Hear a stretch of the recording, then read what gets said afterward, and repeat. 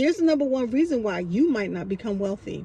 Hi, I'm Serene, and I am your financial coach and wealth strategist. What I do is I'm in the business of making healed and whole kingdom financiers, so that way we can start funding God's initiatives on the earth. So I was talking to a young lady one day, and she was telling me all these different things, and she said something that really stood out to me, and that was the fact that she was afraid that if she became wealthy, she would lose it. And I was like, that's quite interesting, but that's quite true. If you are a person who believes deep inside of you that if you got wealth, you would lose it, you're never going to get it. The Bible tells us what a man thinks in his heart, he is. He is. So it doesn't matter if God says you are the head and not the tail, above always and never beneath. Doesn't matter if he tells you that if Deuteronomy 8, I have given you the power to get wealth, or the blessings of the Lord maketh rich and adds no sorrow to it. It won't matter if he tells you these things, is because he will not supersede what's already in your heart. And if in your heart you believe that you will lose wealth if you get it, you'll never have it. Now, here's the caveat to that. Wealth is relative to everybody. It's not one and done.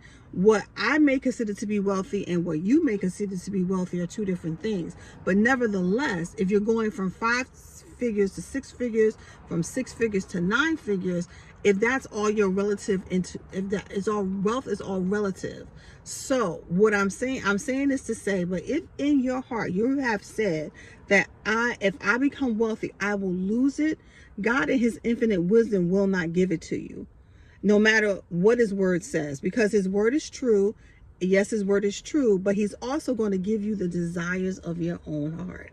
And if the desire of your own heart is to lose wealth because you've thought it and you've probably said it out loud, then more than likely he's not going to give it to you. But what he will do, and this is so good of him because he's a good God and he's full of mercy and grace, what he'll do is he'll send people like me to help you uncover that mess, help you uproot it out of your life, out of your thought patterns, out of your heart.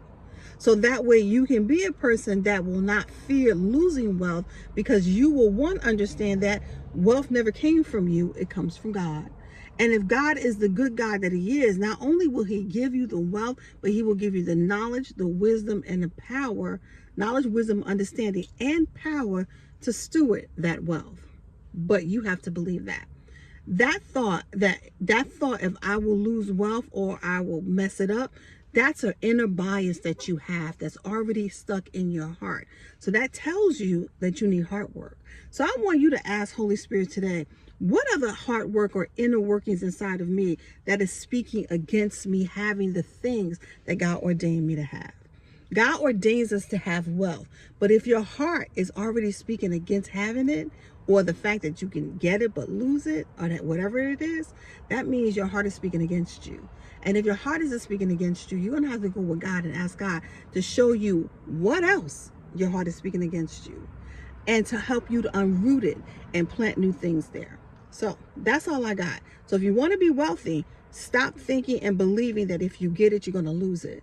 And start thinking that when I get this wealth, I serve a good God who is strong enough and wise enough to know to give me, one, people to help me to keep it, because he's going to help me keep it. He's going to send me people to keep it.